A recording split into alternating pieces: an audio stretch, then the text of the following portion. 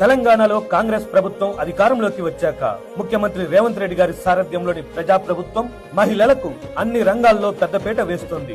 మహిళలకు ఉచిత బస్సు ప్రయాణం, 500 రూపాయలకే గ్యాస్ సిలిండర్, 200 యూనిట్ల వరకు ఉచిత విద్యుత్తు, ఇందిరా మహిళా శక్తి క్యాంటీన్లు, మహిళలకు పెట్రోల్ బంకులు, డ్వాక్రా మహిళలకు వడ్డీ మాఫీ, ఇలా మహిళలకు చేయూతనిస్తూ వారు స్వయంగా ఎదిగేలా ఒక అన్నల సీఎం రేవంత్ రెడ్డి గారు వారిని ప్రోత్సహిస్తున్నారు. తెలంగాణలో ప్రతి ఆడబిడ్డ సంతోషంగా జరుపుకునే పండుగ దసరా పండుగ. బతుకమ్మ వేడుకల సందర్భంగా కొత్త చీర కట్టుకోవాలని ప్రతి మహిళ కోరుకుంటుంది. అక్క చెల్లెమ్మలతో పండుగ ఆనందాన్ని పంచుకునేందుకు రేవంత్ సర్కార్ మరో కానుక అందించనున్నారు. ఇందిరా మహిళా శక్తి పథకం కింద ప్రతి మహిళకు 2 చీరలు అందించనున్నారు.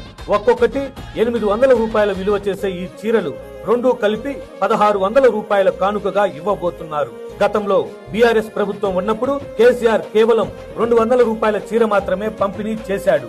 అవి నాసి రకంగా ఉండటం వల్ల చాలా మంది ఆ చీరలను కట్టుకోలేకపోయారు. రోడ్లపై వేసి తగులబెట్టారు. కొంతమంది ఇంట్లో మసిగొడ్డలుగా వాటిని వాడారు. ఆ తప్పిదాలను పునరావృతం చేయకుండా ఈసారి కాంగ్రెస్ ప్రభుత్వం నాణ్యమైన చీరలను అందించేందుకు చర్యలు తీసుకుంది. రాష్ట్ర వ్యాప్తంగా 65 లక్షల చీరలను పంపిణీ చేయడానికి ఇప్పటికే ఏర్పాట్లు జరిగాయి.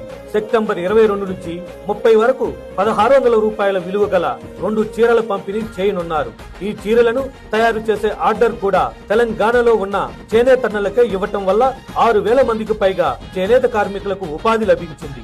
దీంతో చేనేత రంగం కూడా ప్రోత్సాహం పొందుతోంది.